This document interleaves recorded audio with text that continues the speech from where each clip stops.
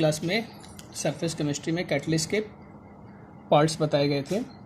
ठीक है, जो लास्ट पॉइंट आप लोगों को बताया गया था इंड्यूस्ड कैटलिस्ट बताया गया था, उसको छोड़ करके कुछ पॉइंट इसमें और हैं, कुछ डेफिनेशन छोटी छोटी सी। प्रमोटर्स हिंदी में कहते हैं वर्धक।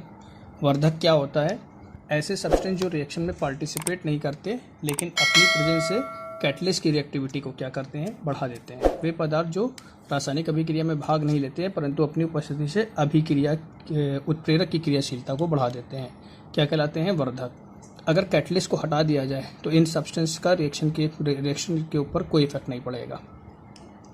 एग्जाम्पल समझते हैं, जैसे अमोनिया हेबर प्रोसेस था, N2 + 3H2 2NH3। तो इसमें जो कैटलिस्ट हमने लिया था वो आयरन था। इसी के साथ यहाँ पे लिया जाता है मॉलिब्डेनम। तो मॉलिब्डेनम क्या करता है?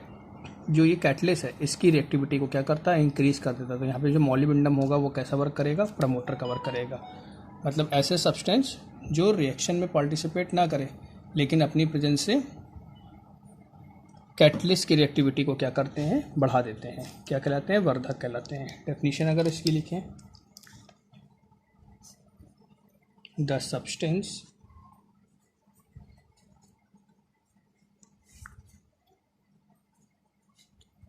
which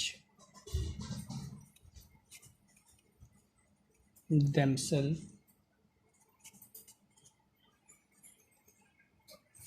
do not act as catalysts but enhance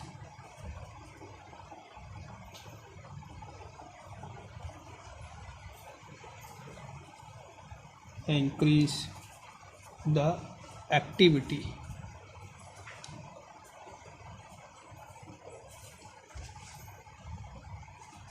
of catalyst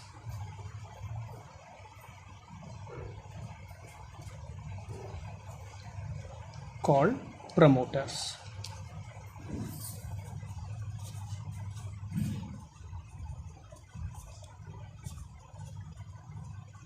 मतलब वे पदार्थ जो अभिक्रिया में भाग नहीं लेते हैं, खुद तो उत्प्रेरक नहीं होते हैं परंतु अपनी उपस्थिति से उत्प्रेरक की क्रियाशीलता को बढ़ा देते हैं, रिएक्टिविटी को इंक्रीज कर देते हैं, क्या कहलाते हैं? प्रमोटर कहलाते हैं।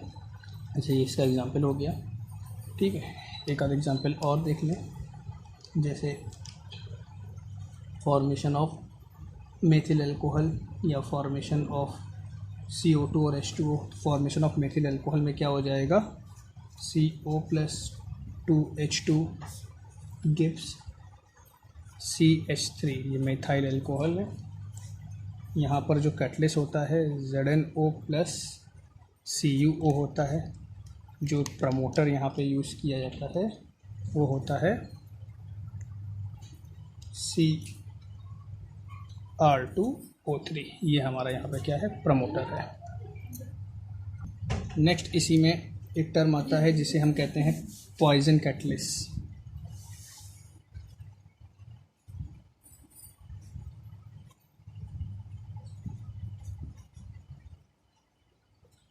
पॉइजन कैटलिस्ट, उत्प्रेरक विष। ये क्या होता है? जैसे प्रमोटर क्या कर रहे थे? कैटलिस्ट की रिएक्टिविटी को इंक्रीज करते हैं।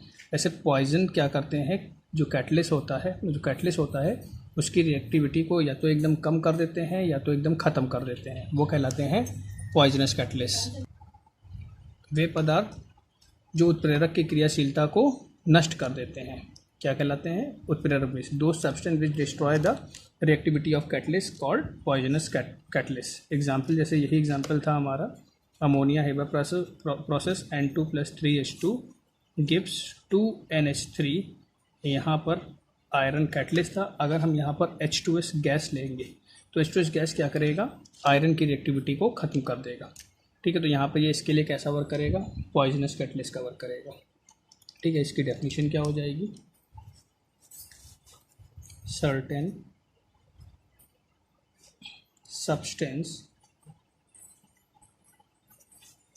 which either decrease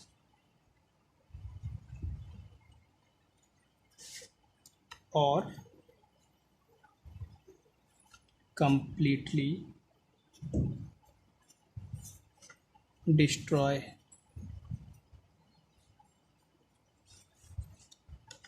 the efficiency of catalyst.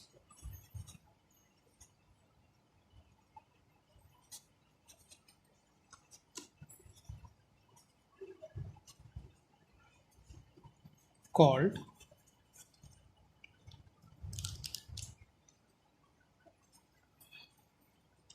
कैटलिक poison. वे पदार्थ जो उत्प्रेरक की क्रियाशीलता को डिक्रीज कर दें या कंप्लीटली डिस्ट्रॉय, खत्म कर दें, नष्ट कर दें, उन्हें हम क्या कहेंगे? पॉइजनस कैटलिस्ट कहेंगे। ठीक है, तो ये हमारे कुछ टॉपिक्स और थे जो कैटलिस्ट के पार्ट थे। ठीक है, अब अगर हम इनकी प्रॉपर्टीज़ देखें कि कैटलिस्ट की क्या क्या प्रॉपर्टीज़ होती हैं। Properties of catalyst.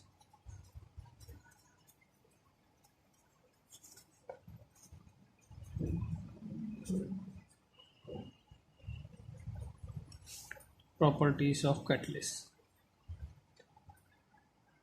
जो कैटलिस्ट होते हैं उनके गुण क्या होते हैं? तो पहला पॉइंट हो जाएगा, जो उत्प्रेरक होते हैं वो किसी रिएक्शन को स्टार्ट नहीं करते हैं, केवल उनके रेट को चेंज कर सकते हैं। चेंज का मतलब इंक्रीज डिक्रीज दोनों हो गया, घटा सकते हैं या बढ़ा सकते हैं। तो जो कैटलिस्ट होते हैं वो किसी रिएक्शन को स्टार्ट नहीं करते। तो पहला पॉइंट क्या हो जाएगा? Generally catalyst can not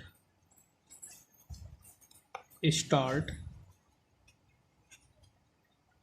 a reaction. Catalyst किसी रिएक्शन को स्टार्ट नहीं करते हैं। दूसरा पॉइंट क्या हो जाएगा? जो कैटलिस्ट होता है उसकी स्मॉल क्वांटिटी ही रिएक्शन को कैटालिटिक करने के लिए आवश्यक होती है। कैटलिस्ट कोई ज़रूरी नहीं है कैटलिस्ट जो है वो कितना लिया जाए, अगर उसकी स्मॉल क्वांटिटी भी होगी तो भी वो रिएक्शन के लिए सफिशिएंट होगी। स्मॉल क्वांटिटी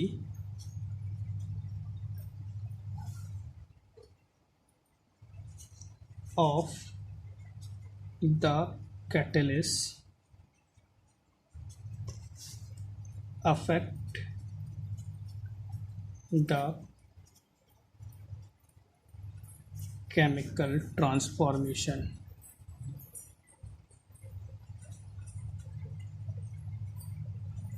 मीन्स उत्प्रेरक की कुछ ही मात्रा अभिक्रिया को उत्प्रेरित करने के लिए आवश्यक होती है। तीसरा पॉइंट क्या हो जाएगा?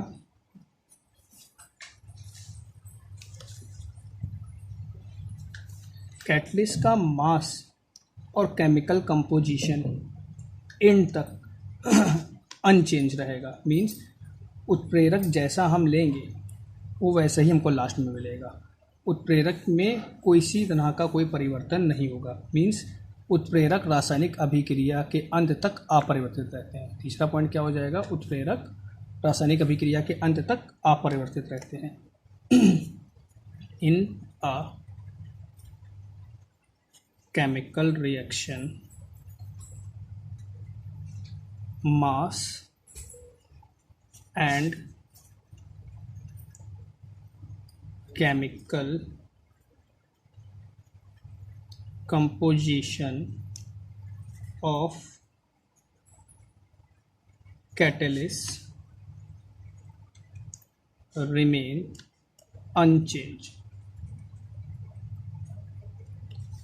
उत्प्रेरक रासायनिक अभिक्रिया के अंत तक अपरिवर्तित रहते हैं। पहला पॉइंट कि उत्प्रेरक किसी अभिक्रिया को स्टार्ट नहीं कर सकते, शुरू नहीं कर सकते, केवल दर परिवर्तन का काम करते हैं। उत्प्रेरक की कुछ ही मात्रा अभिक्रिया को उत्प्रेरित करने के लिए आवश्यक होती है। उत्प्रेरक रासायनिक अभिक्रिया के अंत तक अपरिवर्तित रहते हैं। चौथा पॉइंट, फोर्थ पॉइंट है हमारा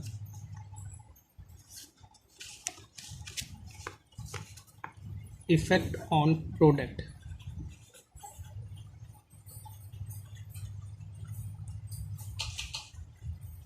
प्रोडक्ट मीन्स साधारणतया उत्प्रेरक अभिक्रिया के उत्पाद की प्रकृति में परिवर्तन नहीं करता। फोर्थ पॉइंट क्या हो जाएगा? उत्प्रेरक अभिक्रिया के उत्पाद की प्रकृति में परिवर्तन नहीं करता। मीन्स यहाँ पर ये हुआ कि अभिक्रिया में, कोई भी अभिक्रिया है, अभिक्रिया में जो उत्पाद बना है वो उत्प्रेरक की उपस्थिति और उत्प्रेरक की अनुपस्थिति दोनों दिशाओं में समान रहता है। कोई भी प्रोडक्ट बना है, चाहे कैटलिस्ट प्रेजेंट हो चाहे एब्सेंट हो, प्रोडक्ट में कोई इफेक्ट नहीं पड़ता। लेकिन इसके कुछ एक्सेप्शन भी है। कभी कभी क्या होता है कि रिएक्टेंट हम सेम लेंगे, लेकिन अगर डिफरेंट कैटलिस्ट लेंगे तो प्रोडक्ट हमारे डिफरेंट बन करके आएंगे। इफेक्ट ऑन प्रोडक्ट का मतलब ये हुआ कि अगर मान लेते हैं कि किसी रिएक्शन में जैसे हमारा प्रोडक्ट बना है तो प्रोडक्ट कैटलिस्ट पे डिपेंड नहीं करेगा। कैटलिस्ट की प्रेजेंस और एब्सेंस प्रोडक्ट के लिए कोई मायने नहीं रखती, ठीक है, क्योंकि ये तो कैटलिस्ट पर इफेक्ट डाल रहा है, ठीक है। लेकिन होता क्या है, कभी कभी कंपोनेंट हम सेम ले लेंगे, अगर कैटलिस्ट डिफरेंट ले लेंगे तो प्रोडक्ट भी हमारा बदल जाएगा। फॉर एग्जांपल, जैसे यही एग्जांपल है में हमने यहाँ पर जो कैटलिस्ट लिया है वो क्या लिया है, हमारा जिंक ऑक्साइड कॉपर ऑक्साइड लिया है। अगर हम इसी रिएक्शन में, सेम रिएक्टेंट में कैटलिस्ट बदल देंगे, जैसे जो हमने कार्बन मोनोऑक्साइड लिया है प्लस 3H2 और यहाँ पे जो कैटलिस्ट लिया है, कैटलिस्ट चेंज कर दें, निकल ले लें, ठीक है, 300 डिग्री सेंटीग्रेड, तो यहाँ पर जो हमारा प्रोडक्ट बनेगा, जैसे यहाँ पे मेथिल अल्कोहल बन रहा था, तो यहाँ पर जो हमारा प्रोडक्ट बनेगा वो बनेगा मीथेन प्लस वाटर। तो बस इतना इफेक्ट होता है, ठीक है। प्रोडक्ट के ऊपर जो प्रोडक्ट जो बन गए उनका कैटलिस्ट से कोई मतलब नहीं होता, ठीक है। कैटलिस्ट का प्रोडक्ट के ऊपर कोई इफेक्ट नहीं पड़ेगा बनने के बाद, ठीक है। लेकिन सेम टाइप के रिएक्टेंट में डिफरेंट कैटलिस्ट प्रोडक्ट डिफरेंट बना सकते हैं, ठीक है। ये आपका क्या है, इफेक्ट ऑफ प्रोडक्ट है। फिफ्थ पॉइंट हो जाएगा स्पेसिफिक नेचर।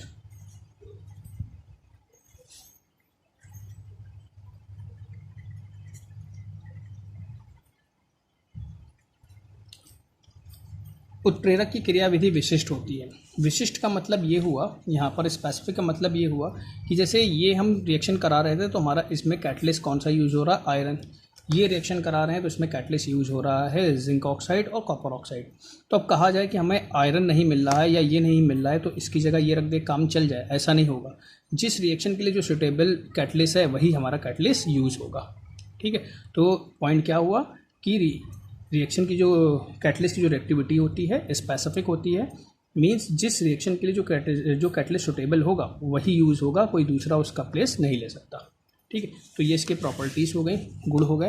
पहला पॉइंट क्या था, कैटलिस्ट रिएक्शन के लास्ट तक कैटलिस्ट किसी रिएक्शन को स्टार्ट नहीं करता है, केवल उसका रेट चेंज करता है, किसी अभिक्रिया को शुरू नहीं करता, केवल दर परिवर्तन का कार्य करता है।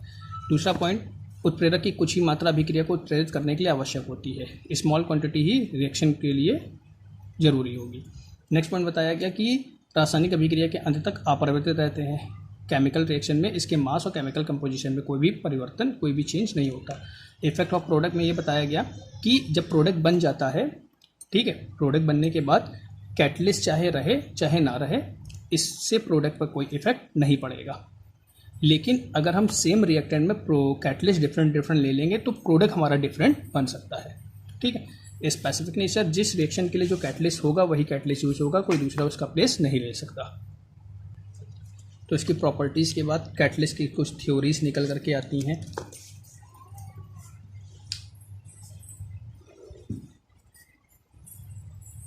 Theories of catalyst,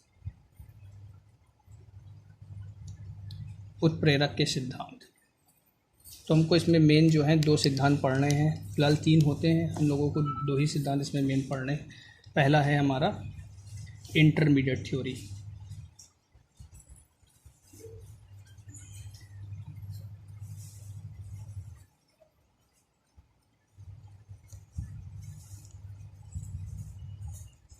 intermediate theory और एक है हमारी एडिसॉर्प्शन थ्योरी, माध्यमिक यौगिक का सिद्धांत और दूसरा है अधिशोषण सिद्धांत। ठीक है, तो पहले हम लोग पढ़ते हैं माध्यमिक यौगिक का सिद्धांत। ठीक है, ये जो हमारा सिद्धांत है ये होमोजीनियस कैटलिस्ट के लिए अप्लाई होता है। तो ये जो थ्योरी होती है ये होमोजीनियस कैटलिस्ट समांगी उत्प्रेरक की व्याख्या करता है। ठीक है, होता क्या है, सबसे पहले चीज़ समझते हैं इंटरमीडिएट क्या होता है।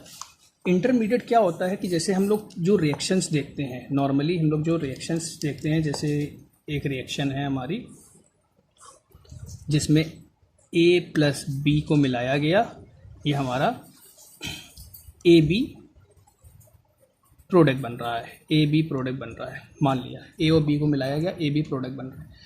तो रिएक्शन ऐसे दिखलाई जाती है। तो रिएक्शन में बताया जाता है रिएक्शन डायरेक्ट नहीं होती, रिएक्शन कुछ इंटरमीडिएट के बेस पर होती है। इंटरमीडिएट क्या हो सकता है A और B मिलकर के पहले C बनाया हो, फिर ये C बाद में क्या किया हो, A में कन्वर्ट किया हो।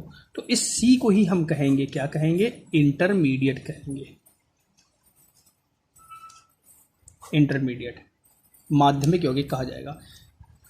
एग्जाम्पल के लिए जैसे मानते हैं कि हम कोई चाय बनाने के लिए हमने सारी चीज़ें मिक्स कर ली, मिक्स करने के बाद क्या किया, उसको हमने सूटेबल टेम्परेचर नहीं दिया, थोड़ा सा टेम्परेचर दे करके उसको छोड़ दिया, तो ना वो चाय पहले वाला कंपाउंड रह जाएगा, ना ही वो चाय बन जाएगी, एक बीच का प्रोडक्ट रह जाएगा वो। तो वही हमारा क्या होगा, इंटरमीडिएट। मीन्स रिएक्टेंट से प्रोडक्ट बनने के बीच में जितने भी स्टेप आते हैं वो सब इंटरमीडिएट होते हैं।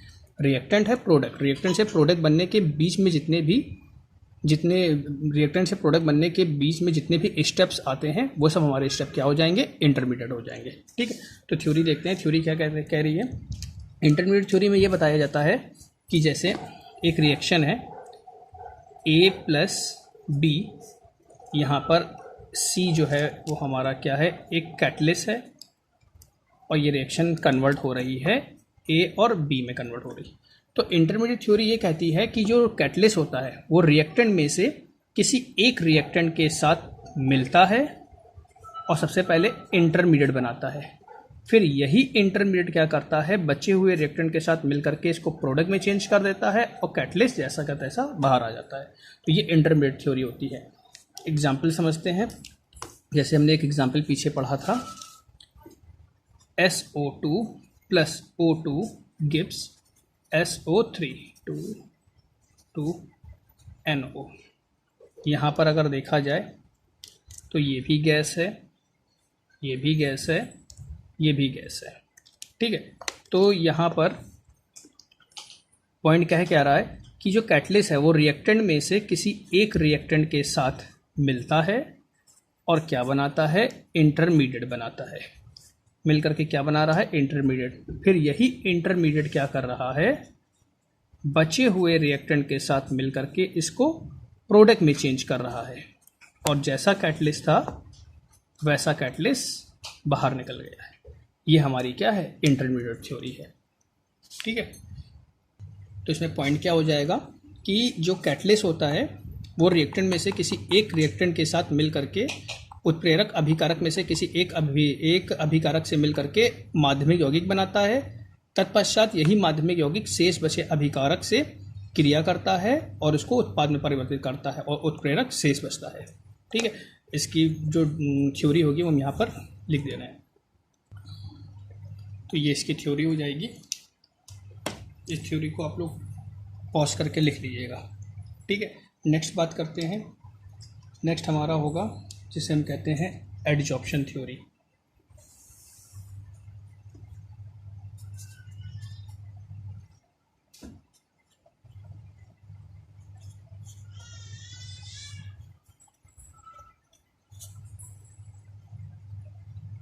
एडजॉर्प्शन थ्योरी क्या होगी, एडजॉर्प्शन थ्योरी, अधिशोषण सिद्धांत। तो सबसे पहले चीज़ हम ये समझे कि एडजॉर्प्शन, अधिशोषण होता क्या है।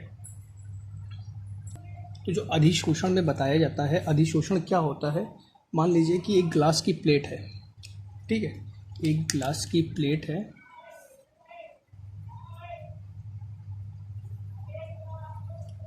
इसके ऊपर जो है वाटर ड्रॉप्स हैं।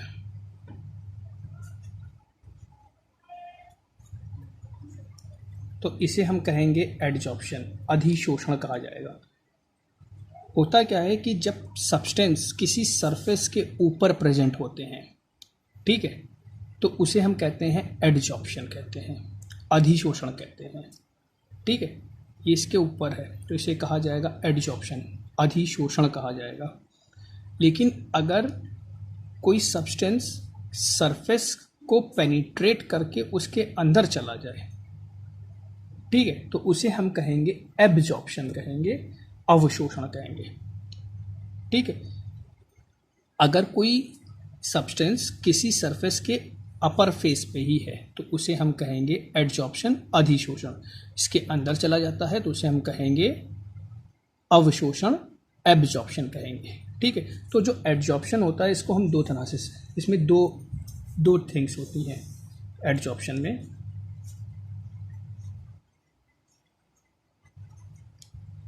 दो थिंग होती हैं, एक होता है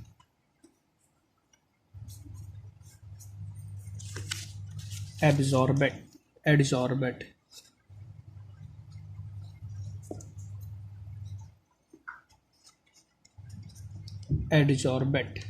हिंदी में कहते हैं इसको अधिशोष्य।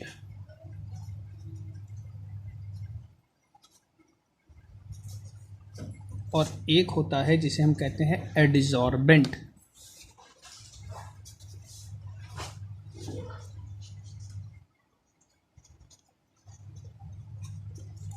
इसे हम कहते हैं हिंदी में अधिशोषक। दो चीज़ें होती, एक होती है एडजॉर्बेट, अधिशोष्य, एक होता है एडजॉर्बेंट, अधिशोषक। ठीक है, तो जो सरफेस पर जो सरफेस होगी,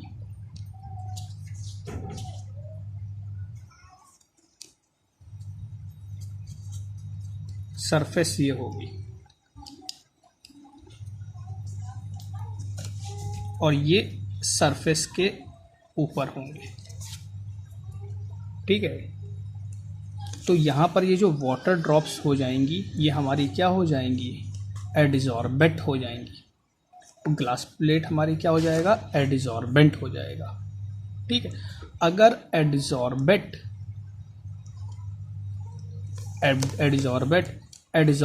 के सर के ऊपर है, सरफेस पे है, तो इसको हम क्या कहेंगे, एडजॉर्प्शन कहेंगे। अधिशोष्य अधिशोषक के ऊपर है तो इसे हम कहेंगे अधिशोषण कहेंगे। ठीक है, यही सिद्धांत हमको इसमें समझना है। ठीक है, ये थोड़ा सा कंफ्यूजिंग वाला है, इसको याद रखिएगा, एडजॉर्बेट, एडजॉर्बेंट। ठीक है, इसको याद रखने का एक तरीका छोटा सा ये भी है कि जो एडजॉर्बेट है और एडजॉर्बेंट है, अधिशोष्य अधिशोषक, तो अगर हम इसमें देखें तो दोनों में लग रहा है अधिशोषक का हमारा स्पेलिंग में थोड़ा सा बड़ा आ रहा है। अगर हम देखें अधिशोष्य अधिशोषक, एडजॉर्बेट एडजॉर्बेंट, बोलने में भी इसमें टाइम लग रहा है। सिंपल चीज़, जो बड़ी चीज़ होगी वो हमारा क्या होगा, याद रखने का एक तरीका है ये, क्या होगा, एडजॉर्बेंट होगा, बाकी जो स्मॉल चीज़ होगी वो हमारा क्या हो जाएगा, एडजॉर्बेट हो जाएगा। ठीक है, तो इस तरह से इसको याद रखेंगे। तो हम लोगों को पढ़ना है एडजॉर्प्शन थ्योरी। एडजॉर्प्शन थ्योरी क्या होती है, सबसे पहली चीज़ ये जो थ्योरी होती है ये हमारी हेट्रोजीनियस कैटलिस्ट को एक्सप्लेन करेगी। एक्सप्लेन हेट्रोजीनियस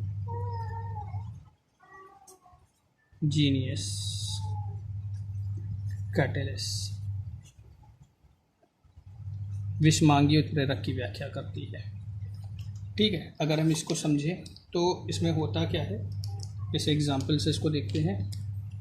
एक एग्जाम्पल है हमारे सामने,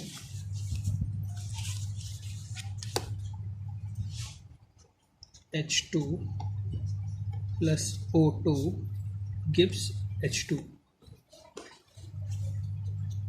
तो यहाँ पर हाइड्रोजन और ऑक्सीजन जो है वो हमारा गैस है, प्लेटिनियम कैसा है, सॉलिड। इसको डायग्राम से समझते हैं। ये हमारा जो है यहाँ पर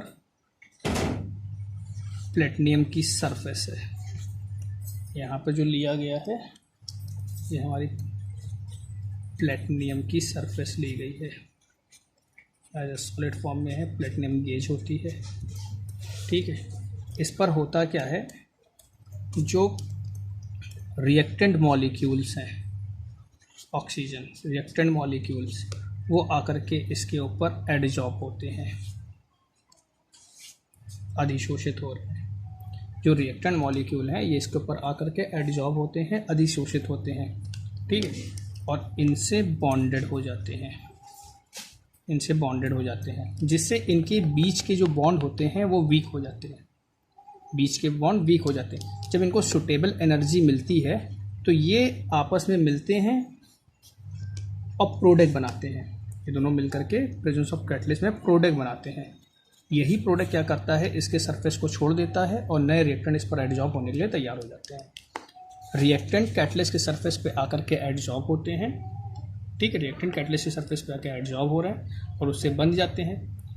जब इनको सुटेबल एनर्जी मिलती है फिर इनके जब ये बॉन्डेड हो जाते हैं, फिर इनके बीच के बॉन्ड क्या होते हैं, वीक होते हैं। जब इनको सुटेबल एनर्जी मिलती है तो ये दोनों आपस में रिएक्ट करके क्या बनाते हैं, प्रोडक्ट बनाते हैं, जो रिएक्टेंट के जो कैटलिस्ट सरफेस को बाद में छोड़ देते हैं और नए रिएक्टेंट इस पर एडजॉर्ब होने के लिए तैयार हो जाते हैं। ये होती है हमारी एडजॉर्प्शन थ्योरी। अगर इसको थोड़ा हम अगर ट्रिक से समझे तो इसको एक कहानी के फॉर्म में समझ सकते हैं। जैसे मानते हैं, पहले एक बार थ्योरी फिर से देख लेते हैं, फिर इसकी कुछ छोटी सी कहानी बताते हैं। जो रिएक्टेंट है वो कैटलिस्ट के सरफेस पे आकर के एडजॉर्ब हो रहे हैं, अधिशोषित हो रहे हैं, ठीक है। फिर इनके बीच के बॉन्ड क्या हो रहे हैं, वीक होते हैं। जब इनको सुटेबल एनर्जी मिलती है, सुटेबल एनर्जी इनको कहीं से मिलती है तो ये क्या करते हैं, प्रोडक्ट बनाते हैं, जो रिएक्टेंट जो कैटलिस्ट के सरफेस को छोड़ देते हैं और नए रिएक्टेंट इन पर एडजॉर्ब होने के लिए तैयार हो जाते हैं। अब इसको थोड़ा कहानी के फॉर्म में समझे। जैसे मान लेते हैं, इसको कुछ याद रखने का छोटी सी एक ट्रिक है। ए और बी ये दोनों फ्रेंड हैं, बी और सी ये दोनों फ्रेंड, सी और डी ये दोनों फ्रेंड हैं, ठीक है। यहाँ पर 4 चेयर रखी हुई हैं। मानते हैं ये दोनों फ्रेंड हैं, ये दोनों फ्रेंड हैं, ये दोनों एक दूसरे को नहीं जानते। मानते हैं इन लोगों की 500 मीटर की दौड़ कराई जाती है। तो ये जब लोग दौड़ करके जाएंगे तो ये ए इस चेयर पर बैठ जाएगा, बी इस चेयर पर, सी इस चेयर पर, डी इस चेयर पर बैठ जाएगा, ठीक है। तो जो रिएक्टेंट थे वो क्या हुए थे, कैटलिस्ट की सरफेस पर एडजॉर्ब हुए थे। ये हमारे मान लेते कैटलिस्ट, चेयर जो थी वो कैटलिस्ट थी, ये रिएक्टेंट है, रिएक्टेंट कैटलिस्ट की सरफेस पर एडजॉर्ब हुए हैं। फिर क्या होता है, इनके बीच के बॉन्ड वीक हो जाते हैं। अब वीक कैसे हो जाते हैं, मान लो ए ने बी से कहा, इसना सी ने डी से कहा कि तुमसे पहले हम यहाँ पहुँचे, मतलब रेस हमने जीती है। तो बी क्या कहेंगे, रेस हमने जीती है, डी कहेंगे रेस हमने जीती है। तो जो इनके बीच के बॉन्ड थे वीक हो जाएंगे, क्योंकि अब इन दोनों के बीच झगड़ा होने लगेगा कि कौन पहले पहुंचा है। तो जब देखा जाएगा कि ये दोनों आपस में झगड़ा कर रहे हैं तो इन लोगों को एनर्जी दे करके यहाँ से भगाया जाएगा। इनके बीच के बॉन्ड वीक हुए थे, जब इनको एनर्जी मिली थी तो ये प्रोडक्ट बनाते थे। जब इनको भगाया जाएगा तो ये अपोजिट को साथ में लेके भागेंगे, ठीक है। तो ये लोग क्या करें, प्रोडक्ट बना करके इसके सरफेस को छोड़ देते हैं और नए रिएक्टेंट पर आने के लिए क्या होते हैं कि ये सरफेस फिर से खाली हो जाएगी, जिस पर नए रिएक्टेंट आकर के क्या करेंगे, एडजॉर्ब करेंगे। ये हुई हमारी एडजॉर्प्शन थ्योरी, ठीक। तो आज की क्लास में इतना ही रहेगा। नेक्स्ट क्लास में आप लोगों को इसके आगे के कुछ छोटे छोटे से पॉइंट्स और हैं वो बताए जाएंगे और एंजाइम कैटलिस्ट बताया जाएगा।